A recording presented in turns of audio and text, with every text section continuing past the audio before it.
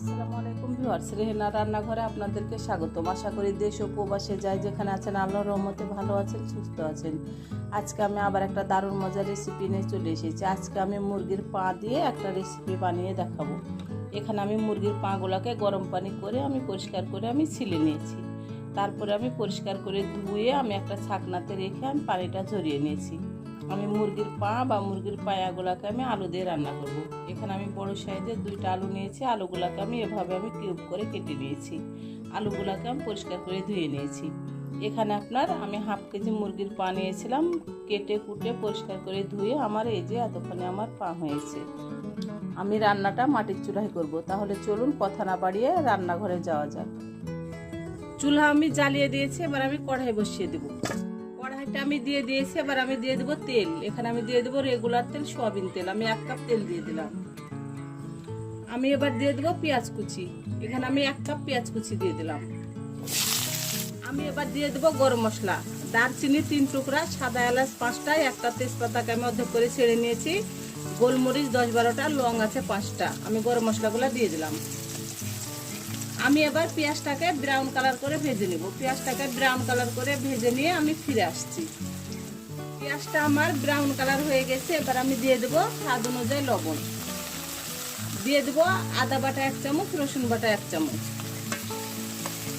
আমি আদা রসুনটা দিয়ে দিয়েছি। এবার আমি আদা রসুনটাকে 20 থেকে 25 সেকেন্ড ভেজে নেব। আদা রসুনের একটা যে কাঁচা গন্ধ আছে তাহলে সেটা চলে যাবে। আদা রসুনটা আমার 20 থেকে 25 সেকেন্ড ভাজা হয়ে গেছে। এবার আমি দিয়ে দেবো গুঁড়া মশলা। এখানে আছে মরিচের গুঁড়া 1 চামচ, হলুদের গুঁড়া 1 চামচ, ধনিয়ার গুঁড়া 1 চামচ, জিরার গুঁড়া 1 চামচ। আমি গুঁড়া মশলাগুলো দিয়ে দিলাম। এবার আমি দিয়ে দেবো অল্প করে পানি, গুঁড়া মশলাগুলো যেন পুড়ে না যায়। এবার আমি গুঁড়া মশলাটাকে 3 থেকে 4 মিনিট কষিয়ে নেব। আপনি যতই তেল দেন মশলা দেন, আপনি মশলা কষাবেন না, আপনার তরকারির স্বাদ আসবে না।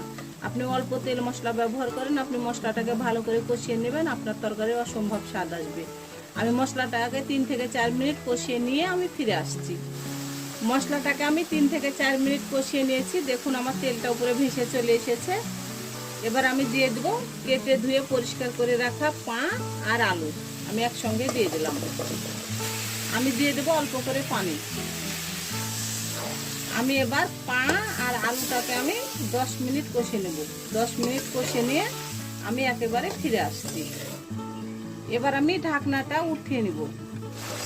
আমি ঢাকনা দিয়ে ঢেকে 10 মিনিট আমি ভালো করে কষে নিয়েছি। আমার রেসিপিগুলো যদি ভালো লাগে তাহলে আমার ভিডিওগুলো দেখার অনুরোধ রইল। যদি ফেসবুক থেকে দেখেন তাহলে অবশ্যই একটা ফলো দিয়ে দিন। ইউটিউব থেকে দেখলে একটা সাবস্ক্রাইব করার অনুরোধ রইল। হাতে যদি সময় থাকে লাইক শেয়ার কমেন্ট করে দিন। আপনাদের একটা শেয়ারে আমি অনেক দূরে এগিয়ে যেতে পারবো। আমি এবার দিয়ে দেবো ঝোলের জন্য পানি। আমি এটা ঝোল করব না, আমি এটা ভুনা ভুনা করব। আমি অত বেশি পানি দিব না। আমি এখানে এই মগে 2 মগ আমি পানি দিয়ে দিলাম। আমি দিয়ে দেবো 5-6টা কাঁচামরিচ। এটাতে ঝাল হবে না, এটা একটা ফ্লেভার সুন্দর করবে। আমি আরো প্রায় 30 মিনিট আমি রান্না করে নিব। 30 মিনিটের মধ্যে আমি 2-3 বার নেড়ে চেড়ে দেব। আমি এবার ঢাকনা দিয়ে ঢেকে দিলাম। রান্নাটা আমার প্রায় হয়ে এসেছে। আমি আর কিছুক্ষণ রান্না করে আমি এটাকে নামিয়ে নেব। আমি ঢাকনা দিয়ে ঢেকে একেবারে আমি রান্না করে ফিরে আসছি। এবার আমি ঢাকনাটা উঠিয়ে নেব। রান্নাটা আমার পুরোপুরি কমপ্লিট। আমি এভাবে রাখবো, আমি আর ঝোল মারবো না। এখানে যেহেতু আলু আছে, আলুতে ঝোলটা টেনে নেবে। আমি এবার উঠিয়ে নিব।